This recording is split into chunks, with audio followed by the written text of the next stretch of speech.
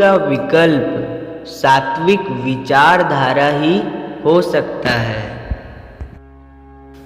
क्रोध का जन्म काम की पूर्ति में बाधा पड़ने पर होता है, यानी हमारी इच्छा या कामना के विपरीत स्थिति उत्पन्न होने पर क्रोध उत्पन्न होता है। आयुर्वेद ने काम, क्रोध, लोभ आदि को ऐसे मानसिक वेग कहा है जिन्हें रोक देना ही बुद्धिमानी है, क्योंकि ये मानसिक वेग पहले हमारे आचार विचार और व्यवहार को दूषित करते हैं, फिर धीरे धीरे शरीर और स्वास्थ्य का नाश करने लगते हैं। मुश्किल की बात यह है कि शारीरिक रोगों की तो दवा भी होती है, पर इन मानसिक रोगों की दवा नहीं होती। ऐसी कोई दवा नहीं जो क्रोध करने की आदत छुड़ा दे, कामुकता की आदत दूर कर दे, लोभ, मद, मत्सर की भावना मन से हटा दे। मानसिक विकार दूर करना शारीरिक विकार दूर करने की अपेक्षा बहुत ज़्यादा कठिन काम होता है। बचपन से जैसा स्वभाव बन जाता है वह दिन ब दिन और मजबूत होता जाता है और फिर उसे बदलना बहुत ही मुश्किल हो जाता है, बल्कि ज़्यादातर तो असंभव ही होता है। क्रोध के मामले में भी ऐसा ही होता है। क्रोध का सबसे बुरा प्रभाव यह पड़ता है कि क्रोध उत्पन्न होते ही विवेक नष्ट हो जाता है और फिर क्रोध के वश में क्रोधी व्यक्ति विवेकहीन होकर ऐसे ऐसे जघन्य काम कर डालता है जैसे बिना क्रोध के नहीं कर सकता था। फिर बाद में सिवाय पछताने के और कुछ हाथ में नहीं रहता। विवेकहीन होकर अच्छे काम नहीं किए जा सकते, बल्कि विवेक रहित होकर जो भी किया जाएगा वह बुरा ही होगा।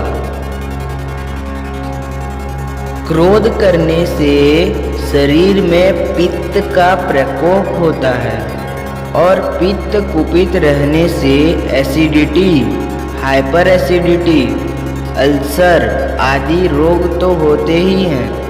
अपच, भूख मरना, अनिद्रा रोग होना, चिंता एवं मानसिक तनाव से ग्रस्त रहना, गले, अन्न नलिका और पेट में जलन होना, खट्टी तीखी व चरपरी ढकारें आने के साथ गले में कड़वा पानी आना, उल्टी जैसा जी होना या उल्टी होना, सिर दर्द होना, पेशाब और शौच करते समय जलन होना आदि लक्षण पित्त प्रकोप होने पर प्रकट होते हैं। जो क्रोधी स्वभाव के होते हैं उनका विवेक और धैर्य तो नष्ट होता ही है, स्वास्थ्य भी नष्ट होता है, क्योंकि बार बार क्रोध करने से जो क्रोधाग्नि उत्पन्न होती रहती है वह पित्त के प्रकोप को शांत नहीं होने देती, बल्कि इसे बनाए रखती है और बढ़ाई जाती है। आपने अनुभव किया होगा कि क्रोध करने पर शरीर और सिर गर्म हो जाता है, यह क्रोधाग्नि का ही प्रभाव होता है। इसीलिए क्रोध करने वाले को जब ठंडा पानी पिलाते हैं तो उसे शांति का अनुभव होता है। क्रोध के प्रभाव से मन की शांति और सहजता तो नष्ट होती ही है, भूख और नींद भी उड़ जाती है। क्रोध से हमारे स्नायुओं यानी नर्व्स पर बार बार तनाव आता है, इससे हमारा नर्वस सिस्टम दुर्बल होता जाता है।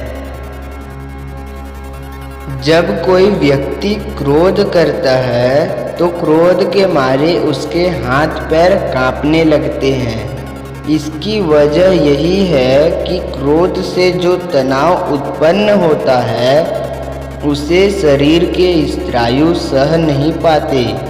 शरीर का कांपना कमजोरी का सूचक है और यह कमजोरी क्रोध के प्रभाव से उत्पन्न होती है।